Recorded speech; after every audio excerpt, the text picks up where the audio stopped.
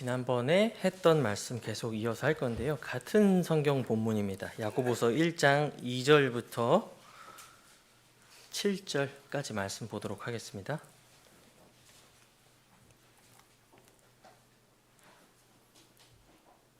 찾으셨으면 다 같이 합독하도록 하겠습니다. 시작. 내 형제들아, 너희가 여러 가지 시험에 빠질 때 그것을 다 기쁨으로 여기라. 너희 믿음의 단련이 인내를 이루는 줄 너희가 아느니라. 오직 인내를 완전히 이루라.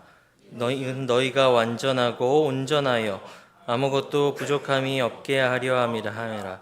너희 중에 누가 지혜가 부족하면 모든 사람에게 너그러이 주시고 꾸짖지 아니하시는 하나님께 구하라.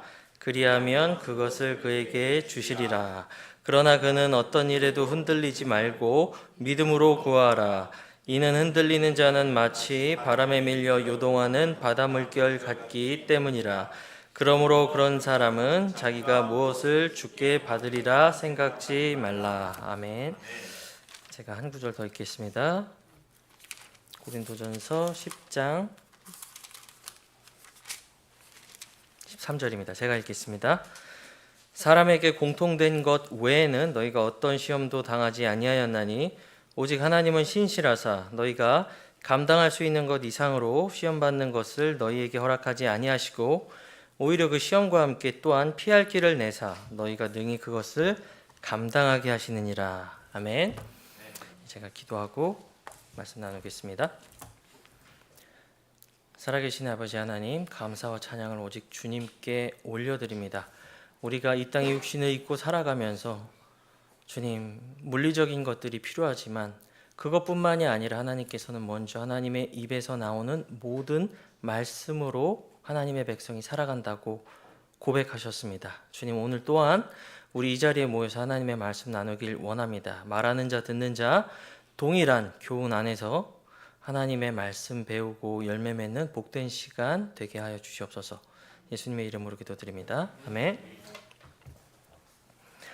지난 시간에 시험이라는 주제에 관련해서 말씀을 나눴습니다.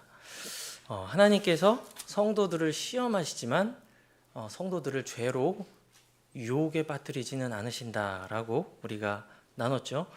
이 사례를 성경 전체에서 시험이라는 주제로 첫 번째 언급된 아브라함이 이삭을 바치는 사건을 통해서 우리가 지난 시간에 한번 살펴봤습니다. 자, 이 사건은 첫 언급의 법칙이라고 말씀드렸죠. 시험이라는 주제에 있어서는 처음 등장하는 창세기 기록입니다. 이것은 이 이후에도 같은 패턴과 유형으로 동일한 의미를 지닌 채로 계속 반복돼서 나타나는 게 첫 번째 언급의 법칙이라고 제가 말씀드렸습니다. 자, 이 사건을 통해서 하나님께서는 우리를 시험하시는 이유가 죄로 유혹해서 낭망시키려는 것이 아니라 우리를 연단하고 훈련시키고 믿음에 더 강성한 사람으로 만들어서 복을 얻게 하시려고 우리에게 시험을 허락하신다라고 말씀드렸습니다. 그리고 그것은 자기 자신에게 복이 될 뿐만 아니라 내 주변을 넘어서 많은 사람에게 영적 유익을 끼친다는 것을 살펴보았죠. 자, 갈라디아서를 보면은 믿음의 자손인 아브라함의 자손인 모든 사람에게 영적인 복이 임했다고 말씀하고 있는데 그 복이 신약에서 무엇입니까? 복음이죠. 자, 우리도 마찬가지입니다. 이 시험에서 우리 믿음을 잘 입증하고 좋은 간증을 세웠을 때 복음은 우리가 있는 예루살렘, 유대, 사마리아 그리고 땅의 맨 끝 지역까지 이르러서 모두에게 복이 된다는 것입니다. 시험이라고 번역되는 한국어 시험 이거 한 가지가 영어 킹제임스 성경에서는 세분화돼서 여러 가지로 있다는 것 말씀드렸습니다. tempt, temptation, prove, try 네 가지가 있습니다. 자, 그리고 이것들을 각 이제 단어가 쓰이는 문맥 그리고 용어가 가지고 있는 고유의 의미를 전부 살펴서 그것이 유혹인지 아니면은 그저 단순한 시험인지 아니면 나의 믿음을 입증해 내야 되는 의미의 시험인지를 구분할 수 있다고 말씀을 드렸습니다. 자, 대표적인 예로 야고보서 1장 13절을 한번 볼까요?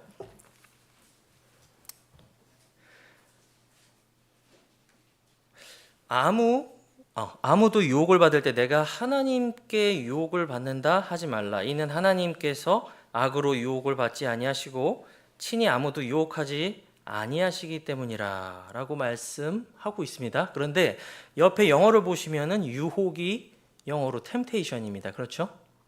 이제 다른 역본에서는 이것을 다 시험으로 번역했습니다.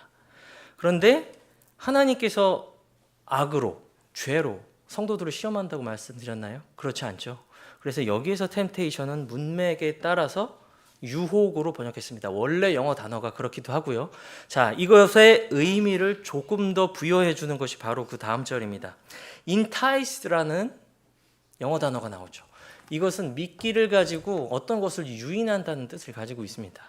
자, 우리가 temptation을 정확히 정의하기 위해서 주변 문맥에 쓰인 단어나 의미도 우리가 살펴봐야 된다는 것입니다. 결론적으로는 하나님께서는 자신의 성도들을 죄로 유혹하고 쓰러뜨리지 않으십니다.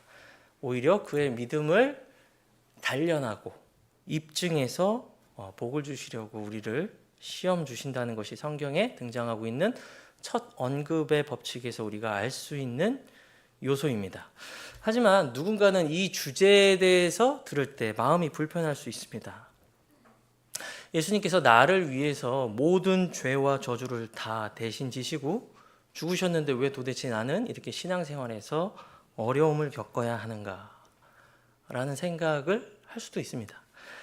실제로 많은 번영신학을 추종하는 분들의 입에서 이런 고백을 하는 것을 들은 적이 있습니다. 왜냐하면 그 신학에 따르면 잘 먹고 잘 사는 것, 건강한 것, 내 통장의 수익이 늘어나는 것은 하나님의 축복이거든요. 하지만 그것은 어떤 한 단면만 본 것이죠.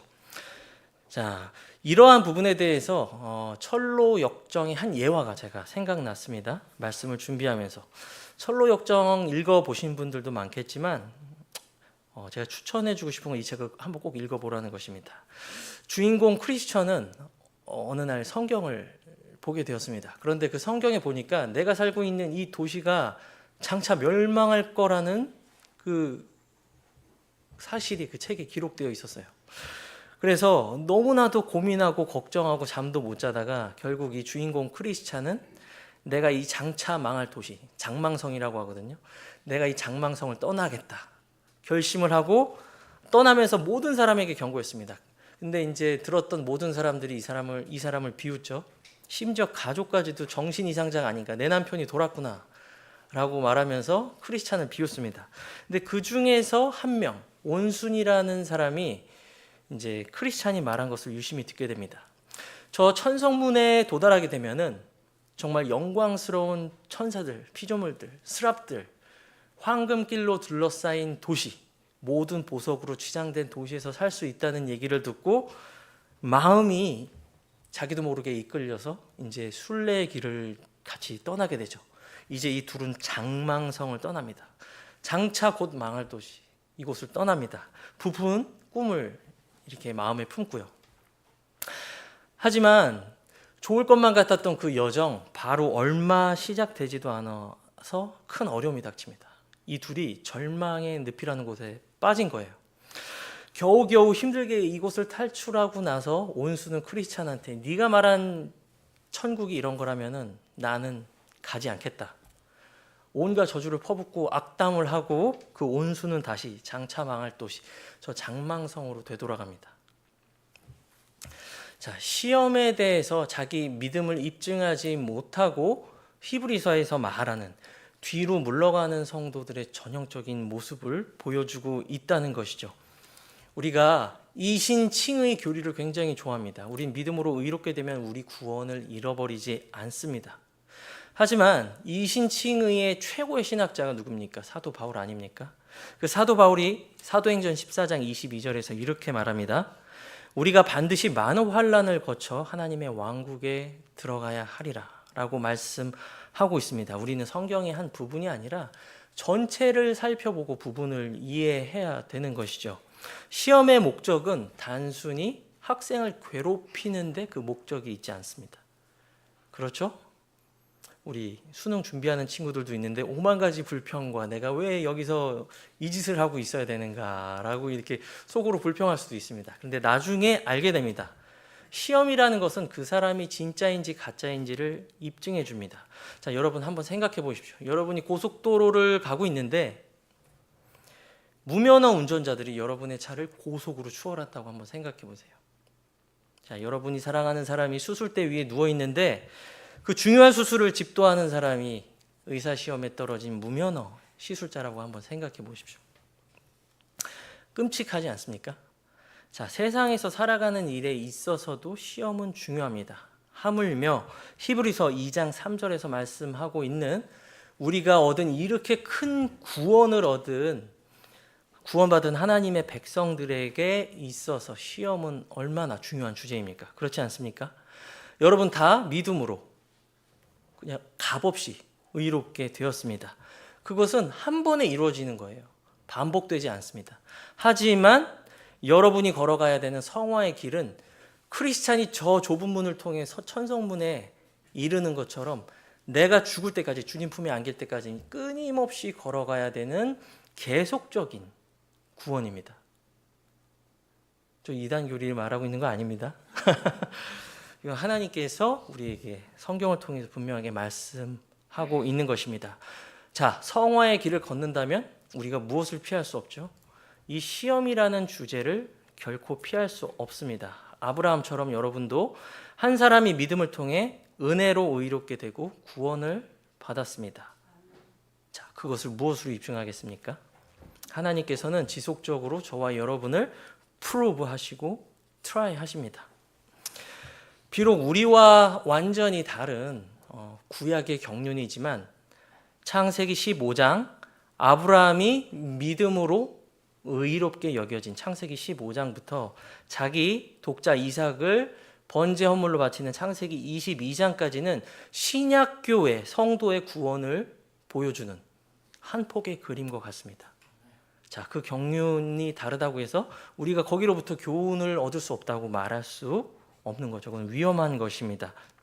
자, 우리는 이 성경 말씀에 따라서 필연적으로 시험을 받습니다. 시험을 통과해야 됩니다. 우리는 우리의 믿음을 입증해야 됩니다. 우리는 지난주에 교회 나온 것처럼 오늘 교회에 나왔습니다. 그리고 오늘 나온 것처럼 다음 주에도 당연히 나오리라고 별 의심 없이 기대하고 있죠. 하지만 영적 세계에서는 우리 이면에서 보이지 않는 곳에서는 이런 치열한 영적 연단과 싸움들이 벌어지고 있다는 것입니다. 자, 첫 언급. 아브라함의 시험을 통해서 얻을 수 있는 네 가지 교훈에 대해서 한번 살펴보도록 하겠습니다. 첫 번째 교훈은 제가 방금 앞에서도 계속 말씀드렸던 것과 같이 시험 받는 것을 결코 피할 수 없다는 것입니다. 오히려 내가 시험을 받을 것을 각오하고 있어야 됩니다. 내가 오래 신앙생활을 하고 교회를 섬기고 내가 무슨 봉사를 했다. 이런 것들은 내가 시험을 피해가는 면죄부가 될 수 없습니다. 아브라함은 100세의 시험을 받았습니다. 그렇죠? 아브라함은 100세의 시험을 받고 다윗도 그가 우리아의 아내였던 그 바세바로 인해서 쓰러졌을 때 목동 소년이 아니었습니다. 통일 왕조를 다스리고 통치 기반을 안정시켰던 그때 다윗이 시험받고 쓰러졌습니다. 베드로가 주님을 3번이나 부인하고 저주까지 했을 때는 베드로 사역의 초년기가 아니었어요. 3년 지나고 마지막 가장 무르익었을 때 이미 베드로가 물 위도 걸어보고 귀신들도 마귀들도 쫓아내고 죽은 자도 살려본 베드로가 그렇게 시험에 거꾸러지고 실패했다는 것입니다. 자, 심지어 마태복음 4장에서 예수님은 사탄에게 시험 받으셨는데 그 사탄이 잠시 동안만 떠났다라는 기록이 있습니다. 자, 아브라함, 다윗, 베드로, 심지어 주님까지 항상 시험에서 자신을 떨어뜨려 놓을 수 없었다면 저와 여러분은 어떻겠습니까? 각오하고 있어야 되는 것입니다. 네, 우리들이 지금 싸우고 있는 영적 전쟁은 굉장히 엄중하다는 것을 우리가 성경을 통해서 보게 되죠. 첫 번째는 시험 받는 것을 피할 수 없다. 시험을 각오해라입니다. 두 번째는 시험을 떠나서는 우리는 영적으로 성장할 수 없다는 것입니다. 자, 1장 3절을 보시면은 너희 믿음의 단련이 인내를 이루는 줄 너희가 아느니라 라고 말씀하고 있습니다. 오늘 우리가 읽은 본문에서요. 사도는 시험을 기뻐해야 되는 이유를 한 가지 꼽습니다. 그것은 바로 성도의 영적 성장이죠. 저와 여러분 모두 믿음으로 의롭게 되었습니다. 칭의는 우리의 신분이 변화되어서 하나님의 자녀 되는 것은 일생에 단 한 번만 일어납니다. 하지만 그 이후에는 지속적으로 저 천성문까지 걸어가야 하는 성화, 현재적인 구원의 과정이 남아 있습니다. 자, 여러분 모두 게임 끝났습니까? 이제 신앙생활 다 접습니까? 나는 구원 잃어버리지 않고 나는 의로운 신분을 얻었으니까 나는 여기서 만족하고 주님 공중에 오시면 주님 만나겠다라고 말하는 분은 굉장히 비성경적인 구원론에 대해서 말씀하고 있는 것입니다. 한번 가정을 해볼까요? 아브라함이 독자 이삭을 드리는 창세기 22장이 기록되지 않았다면 여러분 어땠을 것 같습니까? 아마 이 세상 그 누구도 아브라함을 믿음의 조상으로 인정하지 않을 것입니다. 그리스도인들 뿐만이 아니라 로마 카톨릭, 무슬림 모든 종파의 종교인들이 아브라함을 믿음의 조상으로 인정하지 않을 것입니다. 그리고 히브리서 11장 믿음의 전당에 그의 이름을 올리지도 못했고요. 로마서, 갈라디아서, 야고보서 서신들은 기록되지도 못했을 것입니다. 마치 아브라함은 무면허 운전자, 아까 말씀드렸던 무면허 의사와 같은 그저 그런 족장들 중 하나로 기록되었을 것입니다. 자, 그러나 무엇이 아브라함을 특별하게 만들었습니까? 어렵고 힘들었지만 하나님께서 그의 믿음을 입증하셨던 그 시험을 통과하고 나서였습니다. 자, 이것은 구원을 잃어버리느냐 아니면은 유지하느냐의 관점에 대해서 제가 말씀드리는 것이 아닙니다. 이것은 구원받은 사람이 어떻게 영적으로 성장할 수 있느냐에 대해서 제가 지금 말씀드리고 있는 것입니다. 첫 번째는 시험은 결코 피할 수 없다. 시험을 각오하고 있어라입니다. 두 번째는 시험을 떠나서 우리는 영적으로 성장할 수 없다입니다. 세 번째, 나 자신을 신뢰하지 말라는 것입니다. 이 말을 제가 하는 순간 많은 분들이 이렇게 생각할 수도 있습니다. 너무나도 당연한 얘기인데, 너무나도 당연한 얘기 많습니다. 하지만 너무나도 당연한 이 일에서 아브라함이 실패했습니다. 하나님께서는 아브라함에게 약속의 씨를 통해서 내 후손에게 복을 주신다고 분명히 말씀해 주셨습니다. 그런데 조급했던 아브라함은 하나님의 약속이 이루어지기도 전에 아내의 말을 먼저 들었습니다. 하갈을 자신의 아내로 삼아서 이스마엘을 낳았죠. 그것이 그 부족 아니면 그 후세 그리고 지금까지 이어져 오는 역사에 얼마나 큰 상처를 남겼는지 여러분 잘 알고 계시죠? 절대 자신의 계획을 신뢰하면 안 됩니다. 특별히 시험 중에 있는 모든 성도들은 말이죠. 저를 포함해서 여러분 중에 지금 시험 중에 없는 사람이 있습니까? 크나 작으나 서로 상대적으로 모양이 다른 그런 시험들을 다 겪고 있을 것입니다. 서로 다른 과목의 시험을 치르고 있는 것이죠. 우리 각자 성격이 다르고 환경이 다르고 영적인 성장 단계가 모두가 다르기 때문입니다. 자, 그런 사람들은 결코 자기 자신을 신뢰하면 안 되고 하나님의 약속의 말씀을 굳게 붙들어야 된다는 것입니다. 자, 이 과정에서 아브라함의 믿음은 굉장히 정련되고 확장됩니다. 분명히 아브라함은 하나님의 약속을 믿지 못했습니다. 내가 어떻게 100살에 아이를 낳겠냐고 사라는 비웃었죠. 그렇죠? 그런데 아브라함이 하나님을 신뢰했다는 증거는 히브리서 11장에 기록되어 있습니다. 하나님께서 심지어 죽은 자들로부터 능히 그를 일으켜 세울 수 있다고 생각하고 믿었다고 말씀하고 있습니다. 하나님의 약속의 말씀도 믿지 못했던 아브라함이 하나님이 번제 헌물로 너의 독자를 바치라고 했을 때는 하나님께서 내 아들을 죽은 자 가운데서도 살릴 수 있다고 믿었던 것입니다. 자, 프로브, 트라이 하는 것은 믿음의 성장을 가져다 줍니다. 자, 네 번째, 오직 하나님만을 신뢰하십시오. 이거는 내 자신을 신뢰하지 않는 사람이 필연적으로 귀결해서 배워야 할 것입니다. 오직 하나님만을 신뢰하는 것입니다. 지금 하나님께서는 저와 여러분이 겪고 있는 모든 시험의 상세한 부분까지 아주 잘 알고 계십니다. 마치 아브라함의 모든 시험을 통제하셨던 것처럼요. 그리고 우리가 이 시험을 통과했을 때 얻게 될 놀라운 축복도 하나님께서 알고 계십니다. 그래서 하나님께서는 우리의 모든 시험을 통제하고 계십니다. 고린도전서 10장 13절 아까 말씀드렸다시피 하나님께서는 우리가 감당할 수 있는 것 이상으로 시험당하는 것을 허락하지 않으십니다.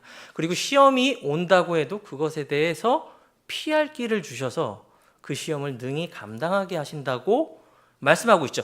이 말씀이 아브라함을 시험하시는 하나님의 시험에서도 드러납니다. 첫 번째, 하나님께서는 우리의 시험의 장소를 통제하십니다. 창세기 22장 2절에서 하나님께서는 아브라함에게 말씀하십니다. 너의 유일한 아들 이삭을 데리고 모리아 땅으로 가서 번제를 드려라 라고 말씀하십니다. 하나님께서는 이 시험 중에 있는 아브라함의 모든 것을 통제하시지만 첫 번째로 시험의 장소를 통제하십니다. 두 번째, 시험의 정도를 통제하십니다. 아브라함이 자기 아들 이삭을 데리고 3일 길을 가서 모리아산 꼭대기에 올라가서 이제 자기 아들을 드리려고 했지만 아브라함이 할 수 있는 것은 나무번제단 위에 자기 아들을 놓고 결박시키는 것까지만 할 수 있었습니다. 왜냐하면 아들을 칼로 찔러서 각을 뜬다는 것은 하나님의 성품상 있을 수가 없습니다. 그렇죠? 메소포타미아, 고고학자들이 말하는 저 신들의 고향이라고 불리는 곳에서 아브라함이 탈출해서 약속의 땅으로 지금 와 있습니다. 아브라함은 우상 숭배자에서 하나님의 약속의 말씀을 따라서 어디로 갈지도 모르는 상황에서 지금 믿음의 여정을 떠나와 있습니다. 자, 그런 상황에서 시험 받는 것이라는 배경을 알고 있어야 되죠.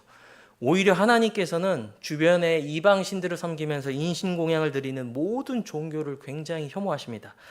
하나님께서는 시험의 정도를 정해 놓으셨습니다. 아브라함은 자기 독자 이삭을 나무번제단 위에 놓고 결박하는 것까지만 할 수 있습니다.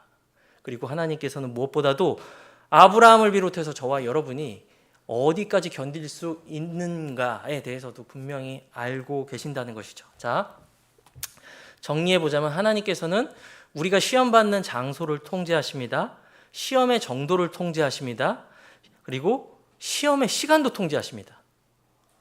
정확한 시간에 독자 이삭을 대신할 양이 그 수풀에 걸려 있었죠. 정확한 시간에 개입하셨고 정확한 시간에 해결책을 제시하셨습니다. 이것이 바로 우리가 감당할 수 있는 것 이상으로 우리가 시험당하는 것을 원치 않으시고 시험당할 때 피할 길을 내어주신다는 말씀의 의미가 되겠습니다. 제가 처음에 말씀드렸다시피 이것은 성경의 첫 언급의 법칙입니다. 자, 이것은 성경에서 시험에 대한 주제에 대해서 정의를 내리는 아주 중요한 사례라고 볼 수 있습니다. 성도, 그러니까 신약 시대를 살아가는 우리에게도 분명히 적용할 수 있는 진리다라고 말씀드리는 것이죠. 자, 이제 아브라함의 시험받는 사례를 통해서 4가지 교훈을 살펴봤습니다. 이제 시험에 직면한 성도들이 가져야 될 태도 4가지 살펴보도록 하겠습니다. 첫 번째, 1장 2절 보겠습니다. 제가 읽겠습니다. 내 형제들아, 너희가 여러 가지 시험에 빠질 때 그것을 다 기쁨으로 여기라고 말씀하고 있습니다. 자, 여러분 여태까지 살아오면서 이런저런 모양의 시험을 다 겪어보셨을 것입니다. 근데 그 중에서 쉬웠던 시험은 없으리라고 저 개인적인 생각이 듭니다. 시험이라는 것은 굉장히 쉽지 않은 경험이죠. 그런데 사도 야고보는 우리가 이런 시험을 만났을 때 굉장히 기뻐하라고 말씀하고 있습니다. 이것은 우리가 가지고 있는 본성과 굉장히 반대되는 말씀입니다. 그리고 얼핏 들어본다면 순종하기 힘든 말씀이다 이런 생각도 들게 만듭니다. 하지만 이것은 우리가 이 한 구절만 읽었을 때 그렇습니다. 우리가 이 말씀을 정확하게 이해하기 위해서는 사도 야고보의 의도를 파악해야 됩니다. 주변 문맥을 살펴봐야 된다는 것이죠. 시험이 닥쳤을 때 그저 아무 생각도 없이 그냥 웃기만 하라는 명령은 아닙니다. 우리는 거듭나는 즉시 영적으로 성장해야 됩니다. 베드로전서 2장 2절은 이렇게 말씀하죠. 새로 태어난 아기들로서 말씀의 순수한 젖을 사모해라. 이것은 너희가 그 저주로 말미암아 성장하게 하려 함이라. 자, 그런데 보십시오. 그렇게 해서 성장하는 것이 마땅한데 성장하지 않습니다. 마치 6살짜리 아이가 기어다니면서 분유, 젖병을 들고 먹는 것처럼 하나님이 보시기에 그것은 굉장히 기이한 모습이라는 것입니다. 그래서 히브리서 5장 12절에서 이렇게 책망합니다. 시간으로 보면 너희가 마땅히 교사들이 되어야 할 때인데 너희가 누군가에게 가르침을 받을 필요가 있으며 젖을 필요로 하는 자가 되었도다라고 책망하고 있죠. 여러분, 교회에 다니신지 그리스도교적 신앙을 가지신 지 얼마나 되셨습니까? 10년 되셨나요? 20년 되셨나요? 여러분은 여러분이 성장하고 있는 그 영적 성장에 만족하고 있습니까? 만약에 여러분이 정말로 거듭났다면 영적 성장을 갈망할 것입니다. 하나님의 말씀을 더 깊이 알기 원하고 하나님을 더 기쁘게 해드리고 싶은 마음이 날로 커질 것입니다. 하지만 나를 보건대 별로 그런 것 같지 않습니다. 오랫동안 몇 년 동안 답보 상태에 있기도 합니다. 답답하죠. 이런 나의 상태가 그다지 만족스럽지 못합니다. 자, 이렇게 느끼시는 분이 있습니까? 그렇다면 사도 야고보가 여러분에게 이렇게 권고합니다. 너희가 여러 가지 시험에 빠질 때 그것을 다 기쁨으로 여기라. 자, 사도 야고보는 이 시험을 성도의 영적 성장의 측면에서 지금 말하고 있는 것입니다. 우리가 성장하고 있지 못하다면 우리가 그 시험에서 내 자신의 믿음을 입증하지 못했을 확률이 큽니다. 저 중국에 박해받던 중국 공산당 치하의 지하 교회들을 한번 보십시오. 그분들이 지식적으로는 많이 알지 못해도 우리보다 영적으로 건강하지 않다고 우리가 하나님 앞에서 장담하고 말할 수 있습니까? 왜 그들은 그렇게 뜨겁고 자기 생명을 초계같이 던지면서 주님을 섬깁니까? 시험에 대해 올바른 태도로 접근하고 있기 때문입니다. 그리고 그 시험에 대해서 올바른 방법으로 해답을 제출하고 그 시험을 통과했기 때문입니다. 자, 우리는 시험이다 라는 인식부터 가져야 될 필요가 있겠죠. 그리고 그 시험을 하나님께서 정하신 방편대로 우리가 통과하고 지나가야 된다는 것입니다. 자, 두 번째는 인내하라는 것입니다. 시험을 직면한 성도의 올바른 태도 첫 번째는 시험을 만날 때 기뻐하라는 것이었습니다. 왜냐하면 내 믿음을 입증할 수 있습니다. 그것을 통해서 나는 신앙으로 영적으로 성숙할 수 있습니다. 자, 그것은 굉장히 큰 기쁨이 된다는 것입니다. 이것은 경험의 영역입니다. 두 번째는 인내하라는 것입니다. 하나님께서는 감당할 수 없는 시험은 허락하지 않으십니다. 그리고 시험이 닥쳐도 피할 길을 주십니다. 하지만 그 길이 항상 우리 눈앞에 쉽게 보이거나 내가 생각하고 기대하는 것처럼 빨리 나타나는 것은 아닙니다. 때로는 정말 긴 터널을 지내는 것 같이 5년, 10년이 되는 그 긴 시간이 걸릴 수도 있습니다. 하지만 여기에서 우리의 인내가 필요하다는 것입니다. 만일 우리가 여기서 인내를 잃어버리면 아브라함이 했던 실수를 우리도 그대로 밟게 됩니다. 조급했던, 인내하지 못했던 아브라함이 어떻게 했습니까? 하나님의 약속을 믿지 않고 하갈을 아내로 들이고 이스마엘을 출산했습니다. 하지만 반대로 끝까지 인내했을 때 어떤 복을 얻었습니까? 맞습니다. 창세기 22장에서 그 시험을 통과하고 하나님의 약속을 확약받는 그 놀라운 축복을 경험하게 됩니다. 자, 인내가 필요합니다. 자, 또 인내하니까 여러분은 고통스러운 경험을 떠올릴 수도 있습니다. 하지만 여기서 말하는 인내는 그런 수동적인 인내가 아닙니다. 그냥 내 앞에 어려운 일과 시험이 닥쳐온 그것을 고문당하듯이 그냥 앉아서 이렇게 기다린다는 의미의 인내가 아닙니다. 지금 여기서 사도 야고보가 말하는 인내는 하나님의 때를 기다리면서 믿음으로 적극적으로 나아가 하나님을 찾는 인내입니다. 자, 그것에 대한 증거 구절이 바로 야고보서 1장 5절에서 6절입니다. 한번 졸립기도 하니까 5, 6절은 같이 읽겠습니다. 시작. 너희 중에 누가 지혜가 부족하면 모든 사람에게 너그러이 주시고 꾸짖지 아니하시는 하나님께 구하라. 그리하면 그것을 그에게 주시리라. 그러나 그는 어떤 일에도 흔들리지 말고 믿음으로 구하라. 이는 흔들리는 자는 마치 바람에 밀려 요동하는 바다 물결 같기 때문이라 라고 말씀하고 있습니다. 인내에 이어서 기도를 권면하고 있는 사도는 인내는 수동적인 것이 아니라 적극적인 믿음으로 나아가서 나의 문제를 하나님 앞에 아뢰옵는 것이 시험을 당한 성도의 태도라는 것입니다. 이것은 사도 야고보만의 권면이 아닙니다. 사복음서에서 시험과 기도라는 키워드를 쳤을 때 가장 많이 말씀하신 분은 바로 주 예수 그리스도십니다. 너희가 시험 당하지 않도록 깨어서 기도하라. 사복음서에 다 등장합니다. 그만큼 시험의 때 두 마음을 품지 않고 믿음으로 하나님 앞에 나아가서 기도로 찾는 것은 참된 인내를 이루는 것입니다. 무슨 기도를 해야 됩니까? 피할 길을 주셔서 능히 이 시험을 감당하게 해달라고 기도해야 됩니다. 시험의 때 우리의 믿음이 약해집니다. 하나님께서 나의 기도를 들을까? 듣고 계실까? 하는 생각이 들 수 있습니다. 그러나 히브리서 10장은 말씀하고 있죠. 하나님께 나아가는 자는 반드시 그분께서 계시는 것과 또한 그분께서 자기를 부지런히 찾는 자들에게 보상해 주신다는 것을 믿어야 하리라고 말씀하고 있습니다. 그리고 히브리서 4장에서는 긍휼의 자리로 나아오라고 주님께서 강청하고 계십니다. 구약의 제사장은 자기에게 헌물 드리러 나오는 이스라엘 회중을 바라보면서 똑같이 불쌍함을 느꼈습니다. 한 사람이 구약의 제사장 앞에 흠없는 헌물을 가지고 나옵니다. 그리고 머리에 손을 얹고 그동안 내가 지었던 범죄를 그 위에 다 안수해서 그 양에게 전가시키죠. 그런 다음에는 그 양의 목을 뱁니다. 자, 양이나 염소의 목을 직접 벤 것을 본 적이 없는 분들은 그 잔인함을 모르시겠지만 굉장히 잔혹합니다.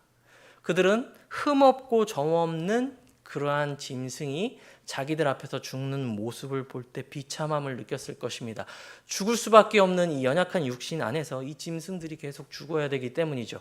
제사장도 끊임없이 제사장만이 제사장직을 유지할 수 있었습니다. 하지만 그러한 특별한 족보가 그 장면을 보고 있던 제사장으로 하여금 죄로부터 자유롭게 할 수 없습니다. 이 사람이 안수하면서 고백했던 죄는 바로 제사장인 나의 죄이기도 했습니다. 그래서 이 제사장은 헌물을 드리러 나오는 모든 사람들을 불쌍히 여길 수 있었습니다. 히브리서 말씀에 뭐라고 기록되어 있습니까?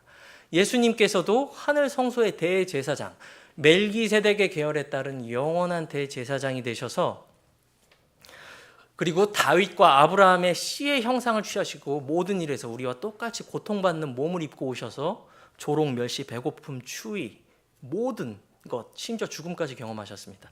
그렇기 때문에 우리에게 있는 대제사장은 우리를 긍휼히 여기시는 분이다 라고 말씀하고 있습니다. 시험의 때에 인내를 온전히 이루기 위해서 긍휼의 대제사장 예수 그리스도 앞에 나아가 여러분 강청하면서 기도하시길 바랍니다. 자, 마지막 정말 중요한 것입니다. 지역교회 공동체와 끊임없이 같이 하라는 것입니다. 자, 제가 혹여나 이게 잔인한 비유가 될 수 있을지 모르겠지만 여러분, 저는 예전에 공장에서 일한 적이 오랜 시간이 있었습니다. 그렇게 일하다 보면은 정말 참혹하게 사고 당하는 분들이 있습니다. 뭐 손가락 잘리는 거는 다반사죠. 근데 여러분, 손가락이 잘리거나 발가락이 잘리거나 골든타임을 놓치면은 접합수술을 할 수가 없습니다. 제가 왜 이 말씀을 드리느냐? 지금 이 시대의 경배 시스템은 믿는 모든 자들이 모여서 침수례를 받고 한 지역에 이루는 지역 공동체에서 우리가 하나님께서 경배 받으시고 섬김을 받으십니다. 아멘이십니까? 우리는 구약에 있는 성례 중심사회, 성례직 중심사회에 있는 것들은 다 지나갔습니다. 그것은 지금 우리가 살고 있는 경륜에선 지원하지 않습니다. 여러분은 팔, 다리, 몸입니다. 그리스도의 입이고 귀예요. 그런데 지역교회를 떠나면 여러분은 제가 아까 말씀드린 잘린 손가락과 잘린 발가락과 같습니다. 시간이 지나면 지날수록 고사되어 갈 것입니다. 골든타임을 넘기면 어떻게 되죠? 접합될 수가 없습니다. 힘듭니다. 자, 여러분, 이전에 방황할 때 지역교회를 멀리 떠났을 때를 한번 한번 보시기 바랍니다. 영적으로 충만했습니까? 모든 것이 평안하셨나요? 하나님의 말씀에 대한 이해가 깊어졌습니까? 하나님과 친밀하게 동행하셨습니까? 자, 모르긴 모르지만 대부분 아니라고 고백할 것 같습니다. 왜냐하면 하나님께서 이 시대에 인증하시고 세워주신 주님의 몸은 회당이 아니라 성막이 아니라 바로 그리스도의 내 교회이기 때문입니다. 그렇기 때문에 시험의 때에 지역교회 공동체를 떠나면 안 됩니다. 인간적인 이유로요. 자, 제가 아브라함의 시험 4가지 교훈, 시험 받는 것을 피할 수 없다. 시험을 각오해라. 2번째, 시험을 떠나서 우리는 영적으로 성장할 수 없다. 3번째, 나 자신을 신뢰하지 말고 오직 내가 겪고 있는 모든 시험을 통제하시는 하나님을 신뢰해라. 그리고 그 시험에 직면한 우리의 올바른 태도 4가지. 첫 번째, 시험을 만날 때 기뻐해라. 여러분이 영적으로 성숙하고 하나님 앞에 인정받고 그리스도의 심판석 앞에서 칭찬받을 수 있는 기회가 여러분 앞에 당면한 것입니다. 2번째, 인내하는 것입니다. 이것은 소극적인 인내가 아니라 강청하는 믿음으로 이 모든 시험을 통제하시는 하나님을 믿고 나아가서 기도하는 적극적인 인내라는 것이죠. 그리고 깨어서 기도하라는 것입니다. 우리를 긍휼히 여기시는 대제사장께서 항상 계시기 때문에 항상 우리의 기도를 들으시고 응답해 주십니다. 그리고 지역교회 모임에 힘쓰라는 것입니다. 자, 모이기 힘쓰라는 이 말씀은 히브리서 10장 25절입니다. 여러분도 아시다시피 히브리서 자체는 그 당시 그리스도인으로 회심했다가 다시 유대교로 되돌아가려는, 이제 배교하려는 그런 유대 그리스도인들을 대상으로 쓰여졌습니다. 자, 왜냐하면 그들은 박해를 견디기가 너무 힘들었어요. 재산이 몰수당하고 심지어 죽기까지 했습니다. 자, 그렇게 타협하려고 하던 그 사람들한테 이 서신이 보내진 것입니다. 그리고 그 서신 히브리서 10장 25절에 이렇게 말씀하고 있습니다.